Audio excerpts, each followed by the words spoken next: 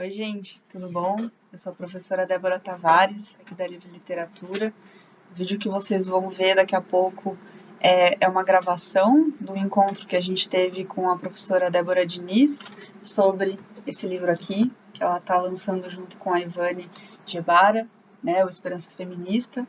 Foi um encontro de um lançamento, né, para a Débora conversar com a gente sobre como foi escrever esse livro, né? Eu fiz algumas perguntas para ela pensando essa escrita, né, dessa obra.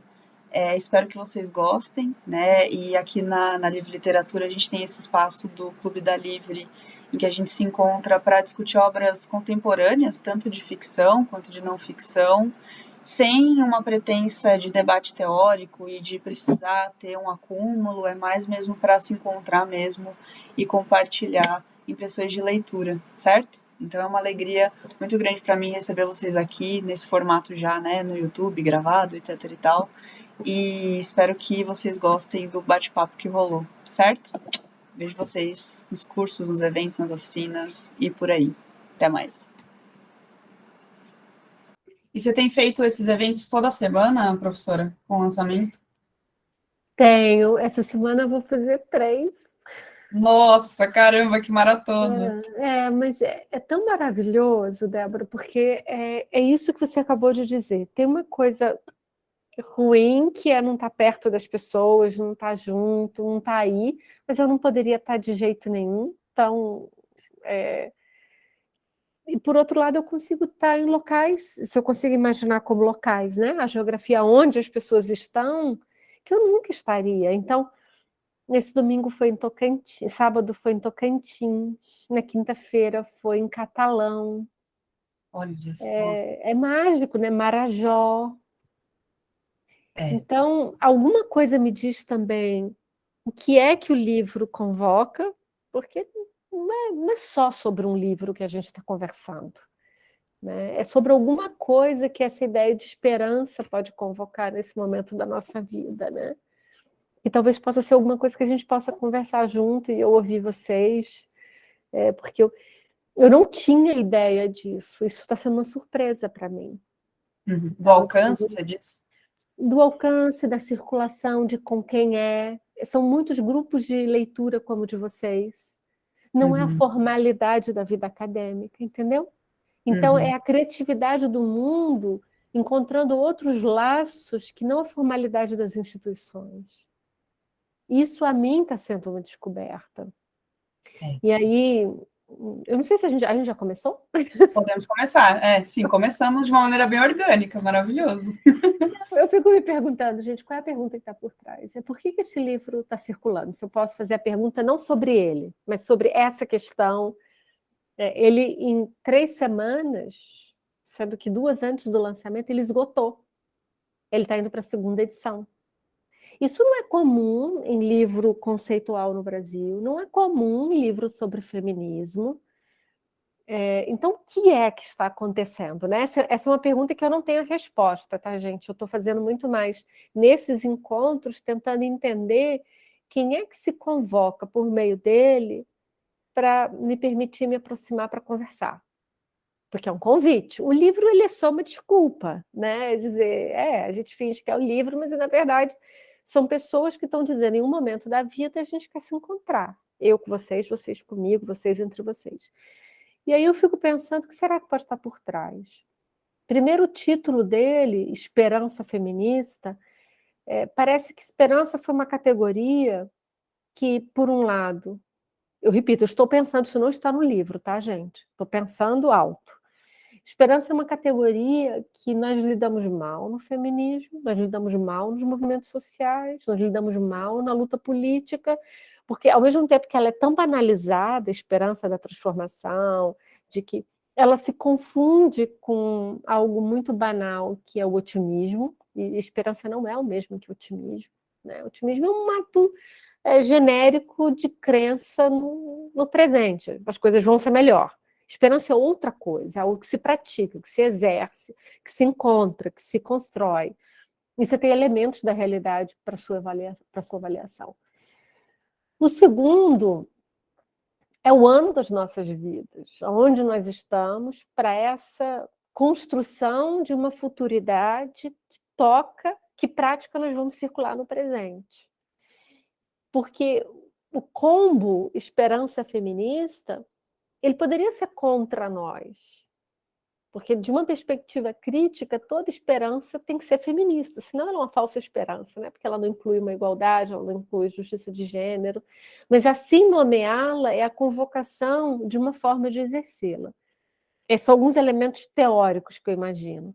Mas eu também imagino, nós temos um cacoete na vida acadêmica, que falar de esperança, isso é de uma tradição filosófica, por exemplo, nietzschiana, trágica, de que falar de esperança é algo para os fracos, que não é capaz de afirmar a tragicidade do presente e que o mundo é sem sentido.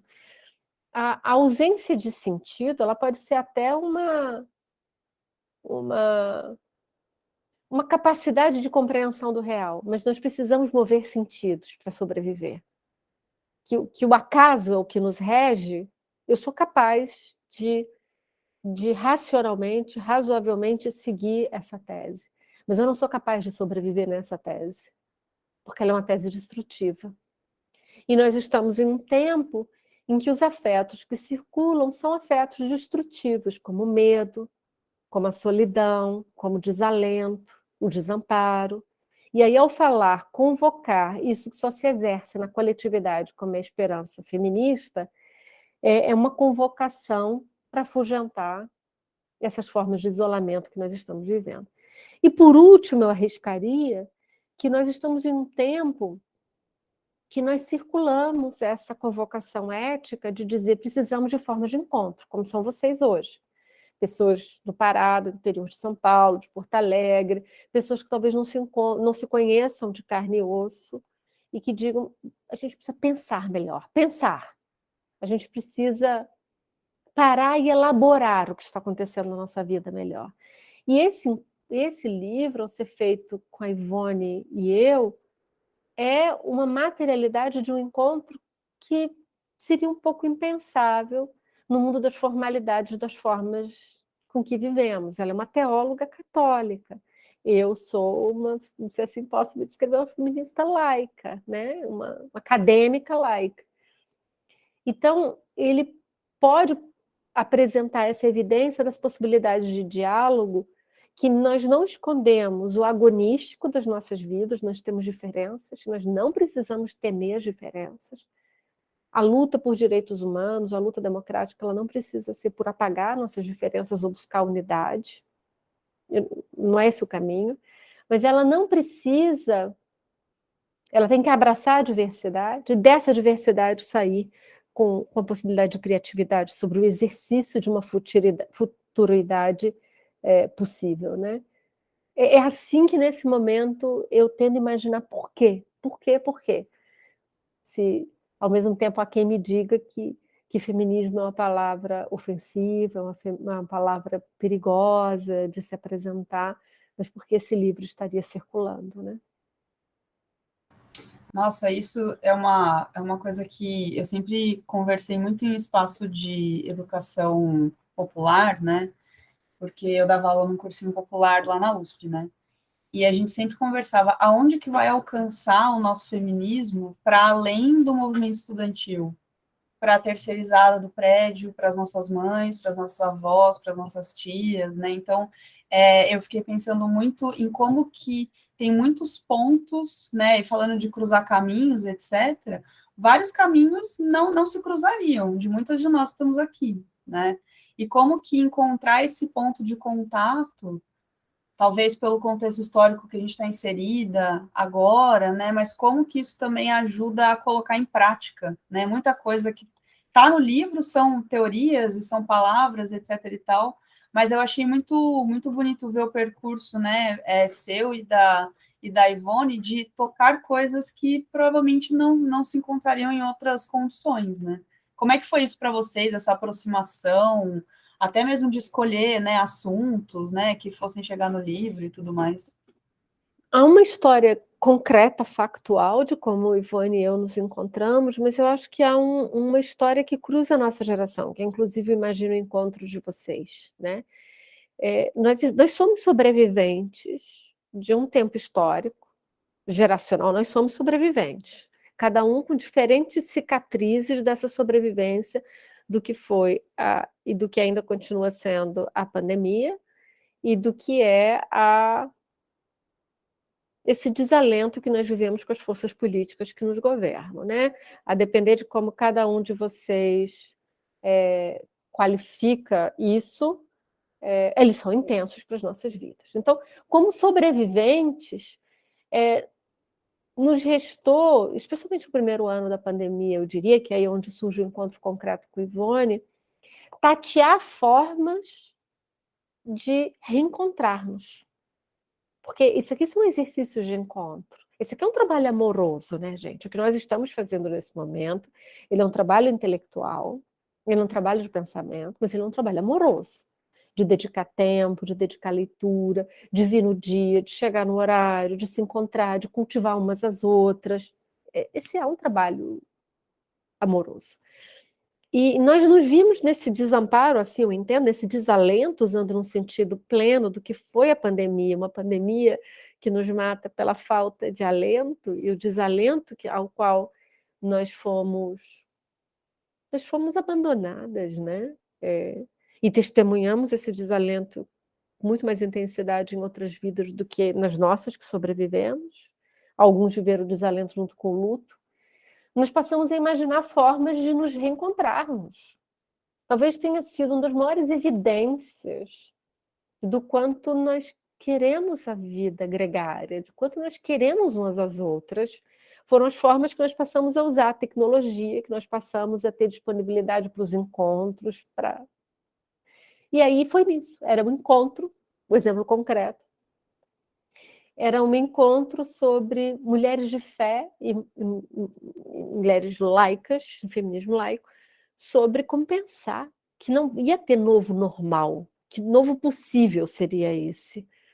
E eu e Ivone saímos da reunião conversando, nós precisamos falar sobre esse novo possível. O que é esse novo possível? Que não seja só uma idealização de um real, que seja calcado em elementos do concreto hoje, para a construção de uma esperança, de uma prática de esperança. E aí nós começamos a nos encontrar às sextas-feiras, como vocês estão fazendo, a gente se encontrou durante 12 sextas-feiras, no que nós imaginávamos que era um dos momentos de maior solidão durante a pandemia, sexta-feira à noite, em que terminava a semana, em que você tinha um longo final de semana, então que você tinha mulheres sozinhas nas casas, que você tinha famílias, né, com alguém doente, e que a gente ia conversar sobre alguma coisa. E aí, eu não tenho muito, sabe, Débora, uma história mais como contar quem teve a ideia dos verbos. A Ivone diz que fui eu, mas eu acho que nunca tem uma pessoa que tem uma ideia. As ideias, elas surgem na confusão quando você está conversando com muitas pessoas, né? Então, nós temos, por que não exercitar a conjugação dos verbos, que é isso que a gente chama um verbiário, com uma conjugação fora do patriarcado, que a conjugação do patriarcado, ele tem as suas normas de conjugar, né? Para a circulação das palavras. E aí, quando o grupo apresenta uma proposta de verbos, a Ivone diz, olha, eu estou bem com todos os verbos, mas tem 3 deles, eu vou contar isso sempre, que eu quero. Ela diz, eu quero lembrar, não estava. Ela diz, eu quero celebrar, que não estava. E celebrar foi tão difícil para mim, gente, durante a pandemia, durante a vida, dizer como é que eu vou falar de celebrar? Parecia quase que uma imoralidade. E parece um puritanismo, um feminismo civilizatório, conjugar o celebrar, com tanta gente sofrendo, com tantas vidas em desamparo. E a Ivone me dizia, esse é o sinal do seu privilégio. As mulheres do mundo comum, se elas não celebram, elas não sobrevivem. Quem pode se dar o luxo de não celebrar é quem está em posição de conforto, de que a vida pode seguir, porque você vai ter outros momentos e outras situações para celebrar. E ela terminou dizendo, eu quero desobedecer. Né? Então, lembrar, celebrar e desobedecer foram verbos que vieram dela. E aí a gente monta a ordem dos verbos já depois, quando sai desse momento dos encontros para o livro. Então, o livro começa com ouvir, que virou escutar, passa por lembrar, passa por compartilhar, passa por acalentar, vai terminar com falar e desobedecer. O desobedecer, eu já usei um trechinho dele numa aula, porque foi o meu favorito até agora. A gente está fazendo um curso sobre mulheres em distopias, né? Então, que eu analiso personagens femininas, né, em obras distópicas, né? E etc. E aí tem um momento no texto da Ivone que ela fala, né? Desobedecer é reinventar a vida, né? Nossa, é absurdo, assim, é muito profundo, né? Toca a gente de uma forma que você toma consciência do quanto que você reproduz coisas que você nem percebe que você está reproduzindo, né? É muito profundo, assim. E quando vocês escolheram os verbos, teve algum verbo que ficou faltando ou que, nossa, né, passou num crivo ali de uma numerologia, uma regra? Como é que foi isso? Da organização, tipo, do texto mesmo, né? Na época que nós escolhemos, eu não tinha pensado nessa pergunta, Débora, que verbos que estão faltando. Eu estava tão desesperada pensando como eu vou dar conta desses 12 e de verbos que eu não imaginava como é que eu iria conjugá-los, como foi celebrar, como foi acalentar. Pensa, sente esse verbo, ele é um verbo ao mesmo tempo tão terno. Eu só tinha uma imagem para acalentar. Em geral, eu começava os verbos dizendo que imagem que eu consigo que desafia o patriarcado. E era uma imagem, ao mesmo tempo, tão imersa no patriarcado, que era de uma mãe com o seu bebê e o berço, eu não tinha outra imagem do acalentar. E, como eu dizia, como eu saio dela e eu implodo o que é um verbiário feminista, eu começo com essa imagem, né? Quando eu fui para o lembrar, eu dizia, eu quero lembrar de coisas que eu não vivi, mas que foram forçosamente esquecidas, desaparecidas pelos arquivos do patriarcado.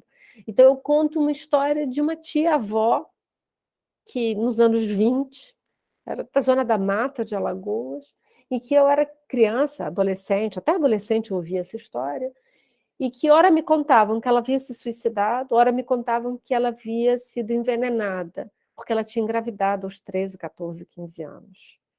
E eu ouvia aquela história e me contavam com todos os detalhes do nome de quem era o namorado, o amante, o noivo, quem fosse. Eu sabia o nome, eu nunca soube o nome dela. Nunca. Nunca me mostraram uma foto dela. Eu só sabia que ela era uma tia-avó que tinha engravidado muito jovem e que teria ou se suicidado ou sido morta.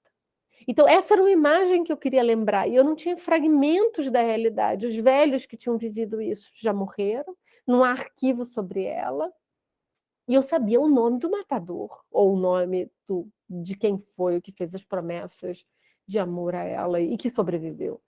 Eu disse, eu quero lembrar essa história, como um exercício de lembrança feminista, que é de contar histórias que não são circuladas.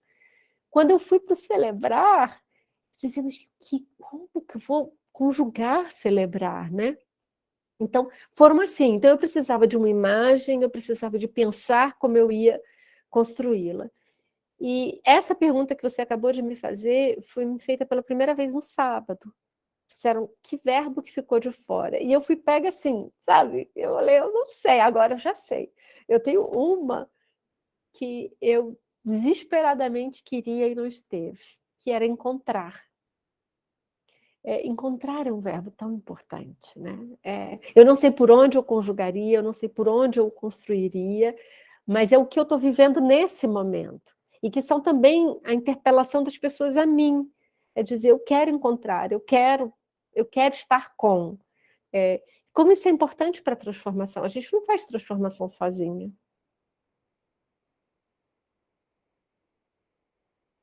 E pensando nisso, né, do o livro como um encontro, apesar de não ser o verbo que apareceu, ele está em todos os lugares ali, né? Você encontrar com ela e, enfim, como que foi essa questão de juntar vozes num texto, né? Aquela clássica metáfora que quando a gente está escrevendo, você imagina uma rede, em tecer e bordar e um rio, né? como que foi para vocês juntar todas essas ideias, né, de uma maneira coesa e tudo mais? Como é que nós fizemos? A gente não fez um texto único, cada uma, e a gente também não faz como um diálogo. Você tem um verbo, e cada uma chegava ao dia, e como chegamos ao livro, sem saber o que a outra ia dizer. E isso é um grande exercício para quem lê, para fazer um outro território de pronúncia. Ou seja, eu tinha um, Ivone tinha um, as leitoras vão ter outro. E é surpreendente como, a despeito das nossas diferenças, nós somos duas mulheres maduras, mas há uma diferença de 30 anos entre nós, né? De diferentes gerações.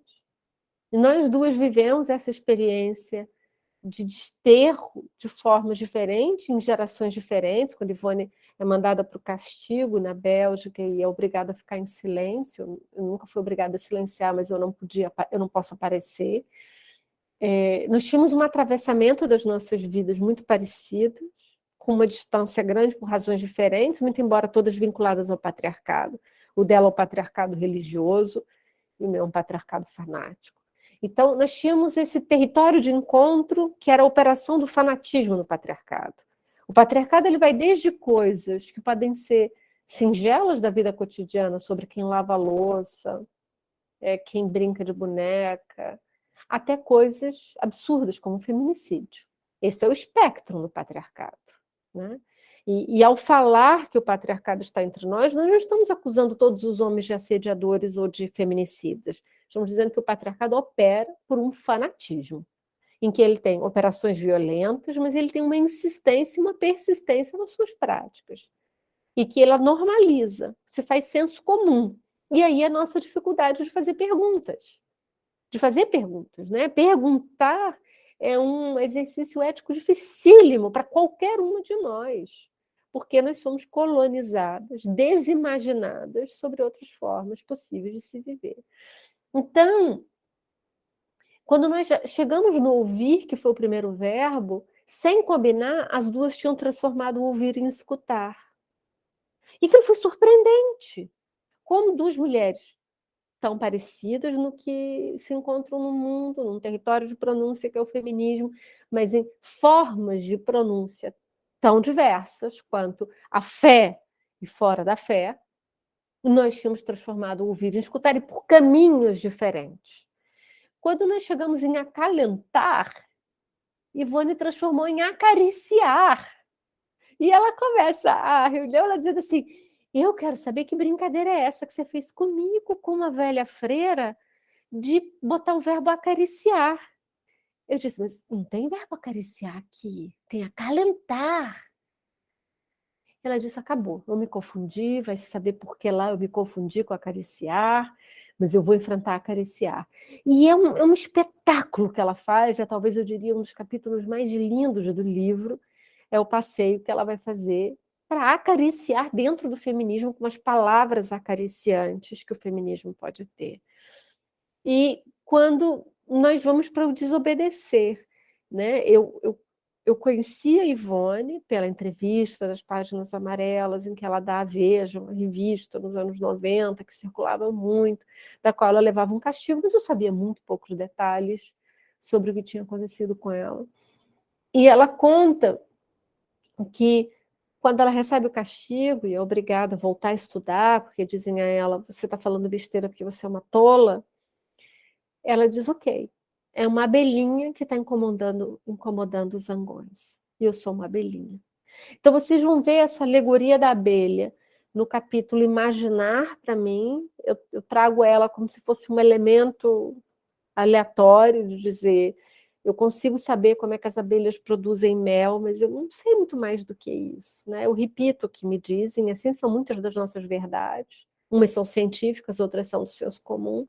E no verbo desobedecer eu conto essa história do que foi os cartões de abelhinha que uma multidão anônima passa a escrever para ela quando ela é forçada a deixar o país, dizendo nós somos parte dessa multidão de anônimos que não vai sucumbir ao zangão, né?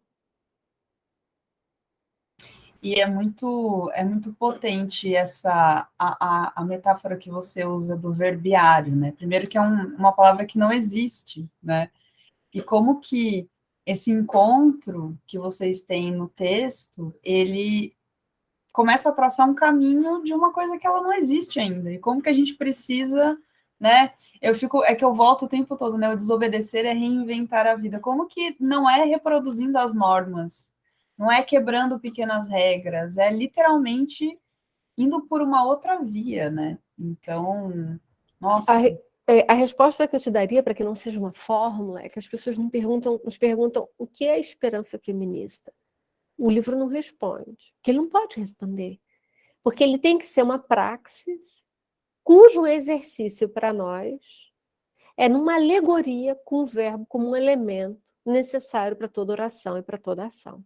Nós podemos ter na língua portuguesa verbos que não precisam de nenhum outro elemento. Eu preciso de outro exemplo, gente, se alguém tiver além de dizer chove. Mas a gente tem verbos intransitivos na língua portuguesa, que eles são suficientes numa oração. Só ele bastam. Né?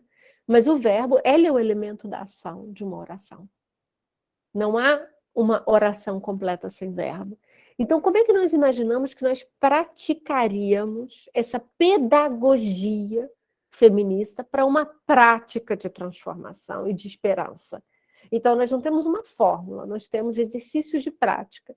E aí nós pensamos, quem sabe, os verbos. Por isso que os verbos eles têm um sentido. Ele começa em ouvir, e Ivone começa a dizer, como é que nós estamos começando com o verbo mais passivo? E o verbo do qual o patriarcado fez continuamente com as mulheres, que era torná-las em ouvintes das suas ordens. Mas ela diz, é só ouvindo que nós nos encontramos com as outras, com a nossa diversidade. E é exatamente o que o patriarca não faz. Por isso mesmo que nós temos que começar por fazê-lo, que é a escuta. Por isso que nós transformamos ouvir em escutar. E eu trabalho com essa ideia de que nós temos que ser escutadeiras, porque os sons podem só passar, né? E serem ruídos. Você está ouvindo, você tem os portões, mas você não escuta. Escutar é sentir. E aí nós vamos para o segundo verbo, é imaginar, Débora. Por que imaginar é tão importante para nós? Porque nós temos que fazer uma prática ativa, a imaginação sobre vidas não vividas por nós ou próximas de nós. Por isso, exercícios de leitura literária, exercícios de convivências com comunidades diferentes das nossas, são exercícios de imaginação ética, da possibilidade de recriação realizado como senso comum, uma tradição. Aí nós vamos para aproximar, e a gente tenta responder a pergunta como nós nos aproximamos do feminismo. O patriarcado, o racismo nos antecede, nos acompanha. Não é um ato de clarividência individual da qual nós vamos nos abandonarmos dessas amarras de poder. Ele é persistente e contínuo na nossa vida a transformação desses regimes insidiosos de poder. Especialmente, e aí para nós mulheres, não racializadas dentro do regime de racialização, que são privilegiadas pelo racismo. Essa é uma pergunta que tem que ser feita ativamente para a prática antirracista. Então, isso exige uma aproximação de territórios de sobrevivência, da qual os nossos privilégios nos mantiveram apartadas e cínicas sobre eles. Né? Então, aí veio acalentar, veio lembrar, porque o que o patriarcado faz é definir os seus regimes de arquivo. É o que Derrida chama o poder arconte sobre os arquivos. Os arquivos eles não são só um amontoado de artefatos da história. Eles são um conjunto de seleção do que deve e pode ser lembrado. A minha tia-avó tem registro de morte dela. Eu não sei o nome dela, eu repito, nem pela história oral. Então, é um desafio que talvez precise da literatura, precise de um testemunho da história oral, precise de uma mudança nos regimes de lembrança. Né? E aí nós temos que reparar imediatamente, porque você não lembra um passado injusto de escravização, de exclusão, de apartação, sem agregá-lo a mecanismos de reparação. E que eles tocam o presente e tocam o futuro. E aí vem recriar, vem celebrar, compartilhar. Aí é onde chega perguntar, falar, desobedecer. Um verbiário feminista, talvez, mais imediato, começaria por perguntar, falar, desobedecer. Né? E talvez não por ouvir e escutar. E como que você vê esse verbiário como uma tentativa de praxis? Primeiro, você vê ele como uma tentativa de praxis? Como? Eu acho que ele, como eu disse, primeiro, aqui há dois territórios de pronúncia que se convertem em um, que é o livro, que é uma matéria. Ele passa a ser outro território de pronúncia por cada leitora, que vão se conectar com diferentes formas, porque ele pode ser lido por verbos, ele pode ser lido só a Ivone, ele pode ser lido só a minha parte, ele pode ser lido o primeiro verbo, o último verbo. E ele pode ser um exercício de fazer a seguinte pergunta em qualquer grupo: como nós exercitamos a pergunta? O que é perguntar? Esse é um movimento político, um movimento ético, pedagógico, de exercitar o estranhamento, o que eu chamo o assombro diante do patriarcado racista. Então, fazer a pergunta sobre o que é perguntar é assombrar-se diante daquilo que é naturalizado. Começar a praticar a imaginação para lembrar. Esses podem ser diferentes exercícios de prática de execução de uma esperança feminista, que é uma esperança de transformação. Então, ele pode ser, por exemplo, muito simples, um livro metodológico, de dizer como é que cada uma pode lembrar. Aqui a Débora conta a história da tia-avó. O que é que nós podemos lembrar que os regimes de lembrança não nos permitem lembrar? Essa parece uma pergunta quase que paradoxal, né? O que eu posso lembrar que os regimes de lembrança, que os regimes de memória não me permitiram circular os artefatos de lembrança? Eu tenho certeza que cada uma de nós aqui é capaz de fazer uma história diferente daqui, baseada no real, né? E como que você vê, porque a gente pode fazer isso num ciclo, né? A reflexão abstrata de ideias, aí a gente leva isso para a prática, que é uma coisa que, né, por exemplo, Paulo Freire comenta de maneira vastíssima, Bell Hooks, né, enfim. Isso é levado para a prática, mas é a partir do momento que chega na prática, a teoria se transforma. Você vê que vão ter ali ecos e, né? E aí voltar para a teoria de novo seria esse movimento, né? Da praxis. Como que você enxerga esses conceitos todos que agora eles estão chegando no mundo real, talvez, né? Pela concretude do livro, né? Não sei. Não, eu te digo um muito, muito claro. Eu fui a um debate com um grupo de mulheres negras. E a primeira pergunta foi assim: o livro tem um título redundante. Eu digo, diga lá. Ela me disse, Esperança, ela é feminista. Eu não tinha pensado nisso. Não tinha. Isso não quer dizer que eu não ia mudar, tá, gente? Não é apego ao título, não. É porque substantivá-la é nomear algo muito importante, né? Mas ela dizia, para um território de pronúncia de uma mulher negra, toda esperança é feminista e antirracista. Mas talvez, como não seja assim a circulação dessa categoria no mundo, nomeá-la possa ser, sim, transformadora. Então, esse é só um exemplo muito simples e de que eu digo, ela está certa, eu talvez não fizesse diferente, porque não são todos que vão encontrar-se com o livro que assim vão ler Esperança, e eu acho que é algo diferente que nós escutamos, né, em Esperança, esperança feminista. Ele é mais do que um qualificador da esperança, ele é um substantivador da esperança. Não é qualquer, ela se define como ela é praticada. Então, o que eu esperaria?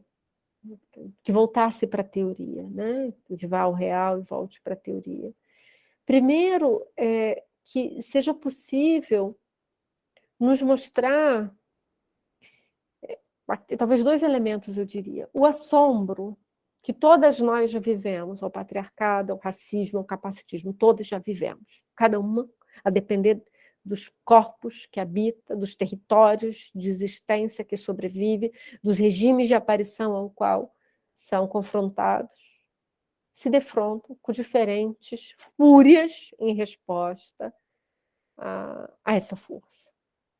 O assombro, ele talvez não seja uma experiência feliz, mas não é felicidade o que nós devemos buscar nessa pedagogia. É a vivência do assombro como um processo de construção de uma resiliência criativa. que nós precisamos resistir nesse processo, mas nós não podemos cansar.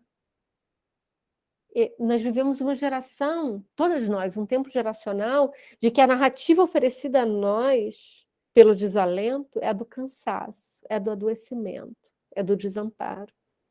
E ele é imobilizador. O cansaço, o adoecimento, ele não vai nos mobilizar para o encontro, para o tempo da vida aqui, para a leitura, para a reflexão, para a mobilização política. E a quem interessa o cansaço, a desmobilização. Eu não estou dizendo que os nossos corpos não doam, que nós não tenhamos tristeza, que a gente não sofre. Eu não estou negando essa experiência de sofrimento do vivido. Mas ele é também um afeto disseminado pela operação do fascismo que nos governa, que é nos cansar, que é usar o tempo da existência pelas suas próprias perguntas, que são perguntas de redundância, que as respostas são dadas pelo próprio fascismo, né? Então, eu esperaria muito que do livro circulem novas perguntas que transformem os próprios verbos ou imaginem outros verbos, ou que não sejam verbos, sejam substantivos necessários para a execução desses verbos, né? Isso não precisa ser feito por nós. Exato. É uma construção coletiva, né? E aí toma o mundo, né? Toma rumos, né? Do mundo. E eu tenho uma última pergunta e a gente abre, né, para o pessoal conversar com você. Relendo, né, o livro, eu me voltei assim sem pensar no aproximar, né? E aí vocês se fazendo a pergunta, né? Como eu me aproximei do feminismo, né? Ah, será que foi ali num jeito, né, meio narrativo, foi no dia tal, etc e tal. E aí a gente percebe que é uma construção, né, social. Você não nasce mulher, você não nasce feminista, é uma coisa da qual você se aproxima. E para se aproximar do feminismo, você precisa se distanciar, você precisa estranhar as regras patriarcais. As regras que às vezes a gente reproduz sem perceber, que a gente acaba, né, enfim, repetindo e tudo mais. E aí eu queria saber de você, como que essa aproximação, ela é dolorida e ela é, né, não tanto automática e não tanto espontânea, mas como que ela pode ajudar a gente a desmontar essa imposição que ela é sistêmica, ela é uma raiz muito profunda, né, na nossa sociedade. Então, como se aproximar do feminismo e se distanciar do patriarcado funciona como uma construção. E nós não fazemos isso sozinhas. Então, a sua tese é a tese de partido. Nós precisamos nos distanciar do patriarcado, do racismo, do capacitismo e nos aproximarmos de éticas afirmadoras, éticas libertárias, como diz Paulo Freire, né? Isso não é natural, isso não é espontâneo, porque o modelo que nos antecede, nos acompanha, é de punição a esse afastamento, né? A punição na casa, a punição na fé, a punição no trabalho. Então, nós não podemos fazer isso sozinhas. Por isso que Márcia Tiburi diz que o feminismo é o contrário da solidão. E ele é. A história dos movimentos de mulheres nos anos 70 e 80 era pela criação de grupos de consciência. A expressão parece uma expressão um pouco alienante, dizer, mas como? Será que eu não tinha consciência antes de ir para os grupos? Temos uma consciência patriarcal, racista. O que nós estamos fazendo aqui juntas agora é um grupo de consciência, é uma assembleia. Nós podemos dar outros nomes. É uma assembleia, um grupo, é um encontro, é um momento de provocação mútua que é de reflexão. Nós podemos não concordar com tudo que nós estamos, cada uma está pronunciando a outra, mas nós estamos construindo algo em comum que nem que seja o reconhecimento mútuo das nossas corporeidades e na nossa coexistência, na nossa diversidade de corpos e de vidas, né? Isso já é algo muito, talvez muito, que eu diria, provocador ao patriarcado. Mulheres usando o tempo da vida para falarem de coisas como essa. E imaginem se nós estivéssemos na nossa vida cotidiana, de pegar um transporte público, caminhar, pegar um carro para ir para esse grupo. Talvez nós não fôssemos. Porque nós temos... O tempo é um bem escasso na vida das mulheres. Ele é um bem muito escasso, né? Então, nós temos que fazer uso também dessa possibilidade de que foi lançado com essa descoberta, estranha para as nossas vidas, mas é uma descoberta de encontro, de fazer a provocação sobre o que eram os grupos de consciência. E a sua pergunta sobre aproximar é que o patriarcado ele nos engana, Débora. Ele oferece um reconhecimento normalizador em você ser a mulher típica. Eu não vou aqui descrever o que é a mulher típica, porque todas nós temos algum elemento dela e temos algum elemento que nos distanciamos. Né? Ela só existe como um ideal de controle. Né? Então, mas é uma falsa proteção, porque ela vem acompanhada de um controle. Ser a mulher típica, normalizada, é estar sob o controle e a vigilância do patriarcado. Então, essa é uma das coisas mais difíceis de nós estranharmos, né? De que ser aquela que é admirada, de que é aquela que é a boa mãe naqueles moldes, que é aquela que se veste de tal maneira, que é aquela que... Não, né? Ela vem com o seu combo, que é o controle e a punição.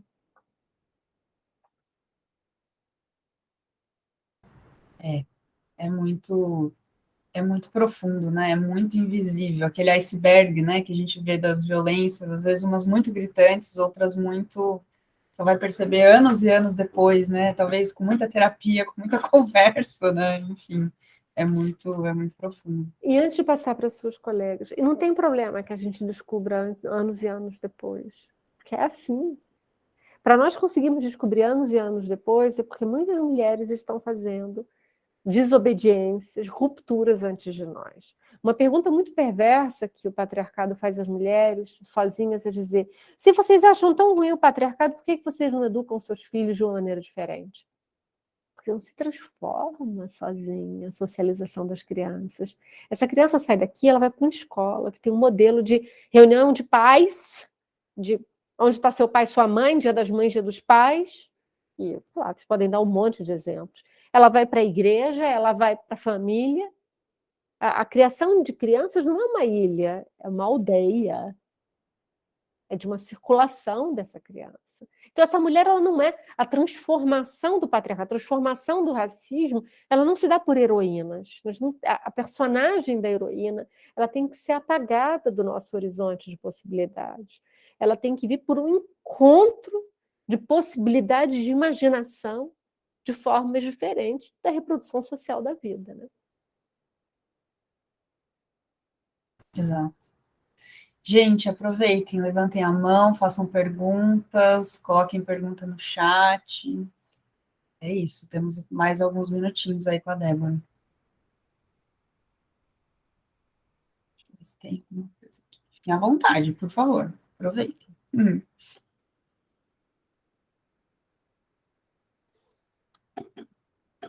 Oi, Paola, pois não. Oi, ninguém fala, eu falo.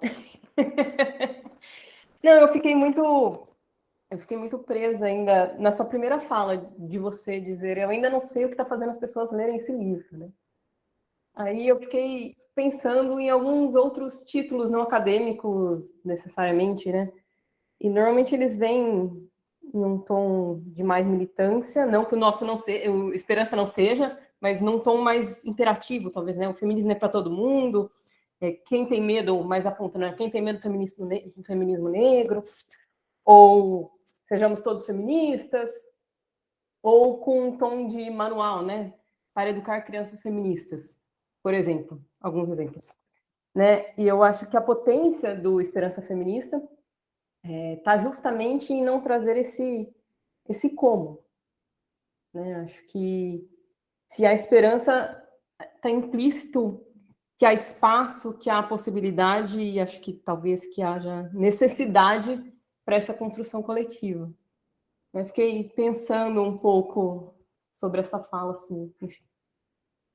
Não, super obrigada, porque eu acho que eu vou passar a responder isso. Que talvez a gente não traga o como. Você sabe, Paula, que quase que me dá um medo quando... Me dá um medo, assim, não é medo a palavra. Me dá uma certa ansiedade. O afeto é a ansiedade. Quando eu vi o livro esgotar em 3 semanas, eu falei, será que as pessoas vão se sentir enganadas? Tanta gente assim... Talvez elas fiquem, porque a gente está acostumada a ter um livro manual. Talvez, talvez, talvez, talvez, talvez. E essa é uma fantasia que eu estou agora, entende? De dizer, o que fez porque o livro está caro, o livro é caro, o livro não é barato, né? E eu falo para as pessoas, gente, eu me sinto mal sabendo que ele é caro, mas do outro lado tem uma freira que vive disso, então os direitos autorais estão com ela. É, mas essa é uma ansiedade que eu tenho, até as pessoas começarem a ler e me dizerem, fez sentido, não fez sentido, porque fico quase com medo de ser uma propaganda pela esperança. Também necessário. É. Mas pode ser mesmo. Quem mais pessoas aproveitem. Obrigada, viu, Paula?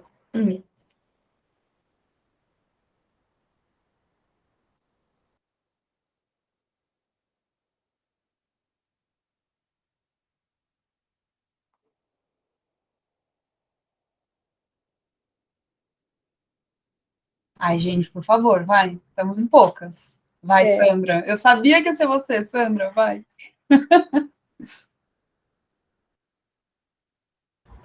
O microfone está desligado, meu anjo. Isso. É para que ninguém ouça a máquina de lavar roupa que está batendo aqui. Agora desliguei. Ai, boa noite a todas. Eu sou a todas. Eu não sei se tem algum todo aí que não esteja no todos, no todas. Déboras, né? A minha prof e a Débora, que também admiro há tanto tempo, também já ouvi aula com você. É um prazer estar aqui com todas vocês, né? Cada um no seu cantinho, cada um nas suas lutas. Na verdade, eu acho que nós gostaríamos de ficar ouvindo a Débora falar aqui o resto da noite, né? Eu fiz várias anotações. Mas uma coisa que me pega, Débora, e aí você falou exatamente disso, e a Débora, a minha Débora prof, né? Ela sabe disso, é a dificuldade que o patriarcado conseguiu incutir em mim de perguntar, de questionar. Eu tive que viver 50 anos para entender que eu precisava começar a questionar todas as verdades que tinham sido me impostas de alguma maneira e que eu continuava repetindo 50 anos depois. Então, essa tua fala de não saber perguntar, não saber questionar, é uma característica da minha geração. É uma geração que cresceu estudando educação moral e cívica, indo para o catecismo, o crisma, a cruzada eucarística, e só, né, recebendo tudo e repetindo tudo, porque só assim é que alguma coisa poderia dar certo na tua vida, que você poderia ser ainda uma mulher, a possibilidade de ser uma pessoa independente, de ser uma mulher independente, passava necessariamente por essa repetição. De quem não aprendesse a repetir, não ia passar no vestibular, não ia passar no vestibular de uma universidade pública. E aí não ia ter condições de estudar. E na universidade pública na qual eu estudei, nós só aprendemos a repetir. Nós não podíamos questionar nada, porque quem questionasse estava fora do sistema. Então, é muito difícil, sabe, Débora, aprender a questionar. Eu gostaria que você falasse um pouquinho sobre isso. Quem sabe você me ajuda um pouquinho mais aí. A prof. Débora tem tentado, mas não é fácil mexer com uma cabecinha aí de meio século, sendo, né, assim, vivendo dentro da casinha. Primeiro, Sandra, muito obrigada pela sua pergunta. Eu diria que não é matéria de meio século. Qualquer idade, e aqui não é nenhuma formação de gangue geracional, não, é que é uma realidade, porque uma das condições do patriarcado, das forças de opressão, do racismo, é definir que perguntas que circulam. E nos fazer crer que nós somos perguntadeiras quando a gente está só fazendo ruído. Mas é ruído em torno das perguntas já estabelecidas. E se você me permite, eu leria o primeiro parágrafo, porque remete a Paulo Freire, do capítulo Perguntar. Ser uma perguntadeira feminista não é uma tarefa fácil. O patriarcado é traiçoeiro. Nos ilude fazendo crer que basta usar o sinal de interrogação nas frases para que as nossas perguntas circulem com a força de quem carrega a indignação. Mas o que significa mesmo perguntar? Inquietava-se Paulo Freire. Perguntar, diz ele, é espantar-se. Como se entre os dois verbos houvesse uma relação de anterioridade. Para perguntar, é preciso espantar-se. Você pode ter 20 anos, 30 anos, e sem o espanto, sem o que eu vou chamar do assombro, você não é capaz de fazer perguntas. Então, quando nós vamos para um encontro, um exemplo muito simples, quando as mulheres sofrem violência, a primeira pergunta que é feita às mulheres era: por que você estava aquela hora naquela rua? Por que você saiu com esse cara? Por que você usou tal roupa? Essas são as perguntas do patriarcado. Essas perguntas não têm qualquer importância. A pergunta que importa é o que fizeram com você. Mas ela parece tão óbvia, não é? As perguntas que importam para desbancar o patriarcado, elas são óbvias. Mas às vezes a gente toma a vida inteira para respondê-las. E nós continuamos repetindo. Mas por que ela estava andando naquela hora escura na rua? Mas por que ela encontrou com o cara pelo Tinder? Nem sei se o Tinder vale mais, tá, gente? Por que ela? Por que ela? Por que ela? São as perguntas que o patriarcado faz.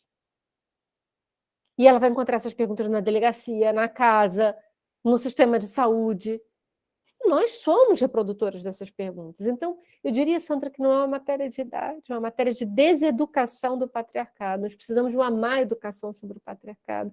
E nós não conseguimos fazer sozinha. E muitas vezes a gente vai toda hora se confrontar reproduzindo uma pergunta que é feita pelo patriarcado.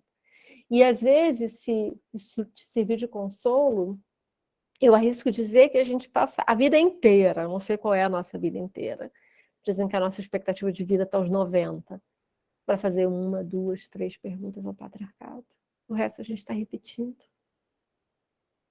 Então, a nossa jornada ela é muito mais miudinha do que o que a gente imagina.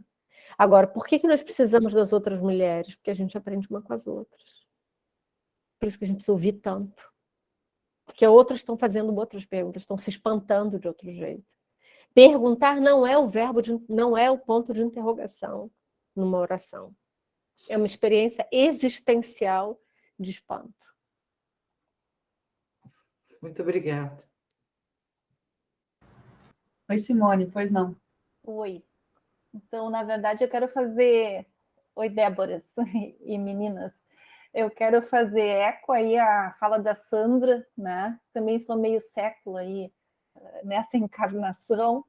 E realmente o silêncio, né? Aqui fomos, vamos dizer assim, subjugadas e é opressor. Mas eu penso, por outro lado, Débora, e eu trabalhei 20 anos na faculdade de Direito, que é um ambiente extremamente tóxico, né? Agora me libertei, estou na filosofia. Depois quando eu completei um século, eu falei, chega, vou sair do direito, vou para a filosofia. Né? Mas o que eu quero dizer, Débora, é que eu acho que o teu livro da Ivone esgotou em 3 semanas, porque eu acho que finalmente nós começamos, enquanto mulheres, a nos dar conta que o trabalho tem que ser coletivo.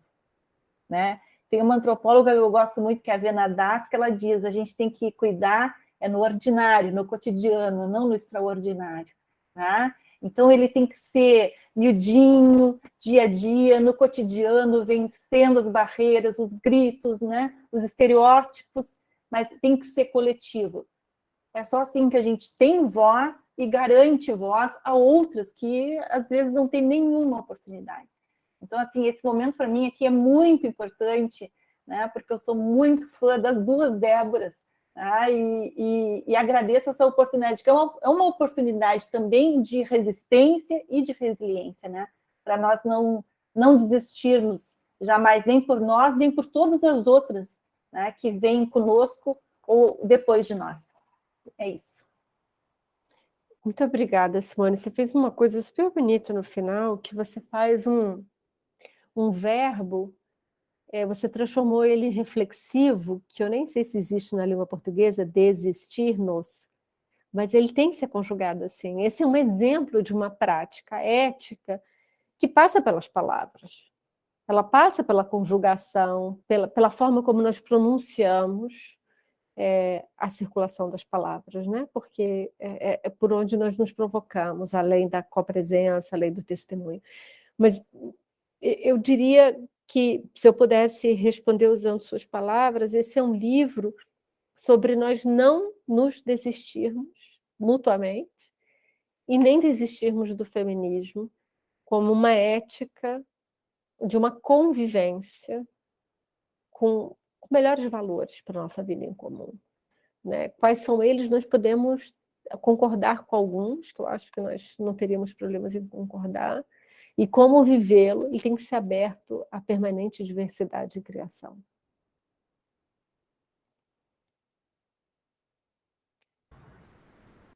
Mais alguém, pessoas, antes da gente encerrar?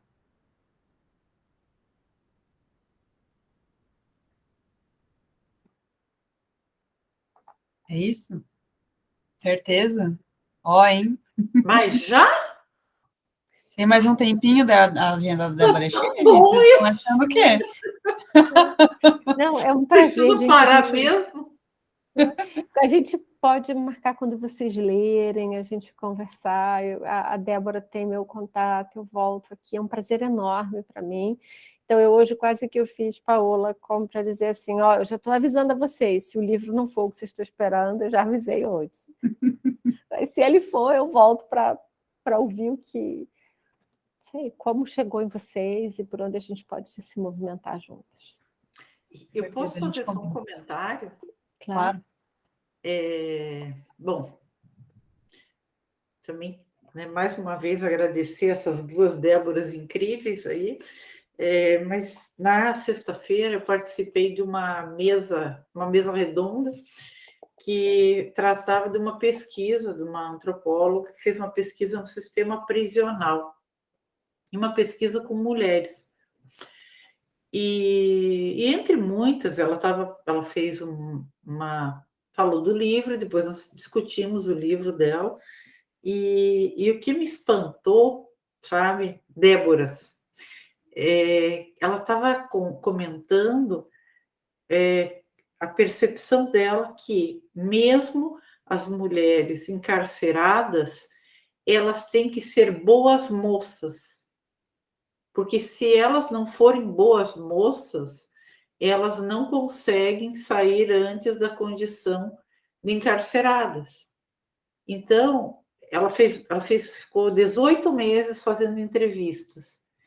E aí ela ficou espantada, era um achado que ela não imaginava que ia encontrar, né? Que as mulheres falaram que elas têm que fingir que continuam bem com o ex-marido, embora o ex-marido, com o marido, né? O marido de fora, embora o marido nunca tenha ido sequer visitá-las, porque isso faz com que elas sejam boas moças. E várias situações. A pesquisadora ficou espantada com o que achou na pesquisa, e isso me fez refletir bastante, que nós temos que ser boas meninas, boas moças, boas mulheres, boas mães. Eu estou tão cansada disso. Eu acho que nós temos que ficar indignadas com isso. Se eu posso fazer uma provocação para a gente terminar, nós temos que resistir à imposição do vocabulário do cansaço para nós. Que nós vivemos cansados, ninguém tem dúvida, né? Quem tem filho, quem tem neto, quem limpa a casa, quem tem que trabalhar, quem... tem trabalhos de cuidado, não tenho a menor dúvida, mas o que significa a narrativa do cansaço para a gente? Se me permite, Sandra. Aonde eu leio agora, nós falamos essa narrativa. Que narrativa tem que ser a nossa da indignação? Estou indignada, eu estou revoltada, eu estou surpresa, eu quero pensar formas de transformação disso. A minha pergunta não é negar a exaustão dos nossos corpos, porque eles são a nossa matéria de sobrevivência. Mas qual é o nosso vocabulário político de convocação sobre as injustiças que nós somos convocadas a testemunhar? E eu não sei se isso faz sentido em vocês, mas eu me espanto com a psiquiatrização das nossas vidas, com a psicologização das nossas vidas e com a narrativa, o vocabulário do cansaço, o vocabulário da queixa, ele recheando as nossas expressões de indignação. Isso não está no livro, eu estou pensando aqui e que certamente merecia nós pensarmos, se fizer sentido. É uma narrativa que imobiliza, né? E que você convoca o outro para olhar você, né? Ela imobiliza porque o cansaço ele não é criativo, o medo ele não é criativo, mas ele reproduz o modelo do patriarcado, porque a convocação da dor ela é histérica na convocação do outro para cuidar de mim e a controlar, porque você está frágil. Então, como é que nós fazemos isso reconhecendo os limites dos nossos corpos? Me entendam? Eu não estou dizendo que eu tenho uma resposta, não estou aqui falando de mulheres, heroínas que podem tudo, eu repito, não é nada disso. Mas como é que nós elevamos a possibilidade de falar da exaustão dos nossos corpos, dos limites da sobrevivência, e mantemos uma ética ativa de transformação sobre como nos expressamos sobre a indignação? E que não seja violência. Eu sei que a gente está terminando e a gente vai terminar. Eu quero dizer, a cena que nós vimos ontem no Oscar, como é que nós conversamos sobre indignação? Parece que tudo se rui para nós pensarmos. Na hora que a gente vai por aqui, algo nos pega por aqui, olha o patriarcado, mas olha a mulher negra sendo adorada pela primeira vez, mas olha o capacitismo, mas olha a violência, mas olha o momento que se poderia perder para dizer isso é inadmissível e usar as palavras. Mas como pedir as palavras de um homem que foi usurpado do reconhecimento a vida inteira? Quando ele diz, eu sabia que o momento da minha maior vitória viria com um demônio a me perseguir. Que era isso? Era quase a exacerbação das emoções. Cada momento que a gente tenta ter uma chave analítica, ela vai ruindo, ela vai ruindo, ela vai ruindo. E a gente tem que se deixar ir.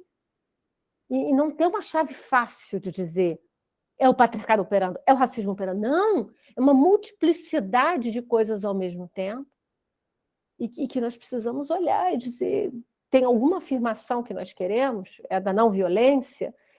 De qual? Né? E aí nós vamos. Mas é uma cena, e é uma cena para a branquitude gozar. A branquitude gozar. O momento de um homem negro ganhando um prêmio e a perversão do capacitismo. Né? Com uma audiência inteira de mulheres brancas e de homens brancos, o humor vai ser com o sujeito que ia ganhar o prêmio e a sua companheira ali ao lado. As chaves não são simples para compreender a cena de ontem. Esse é um exercício de fazer pergunta, mesmo que a gente não tenha resposta. Isso se chama em métodos problematizar. Mas problematizar para quê? Para conseguir ter lentes melhores para pensar o mundo. Eu passei o dia lendo pessoas que pensam essa cena melhor do que eu, pessoas que pensam humor, pessoas que pensam a questão racial, pessoas que pensam masculinidade, pessoas que pensam o capacitismo. Como eu respondo ao que está acontecendo aqui? Eu não tenho resposta, né? Obviamente. Mas eu preciso aprender, eu preciso escutar.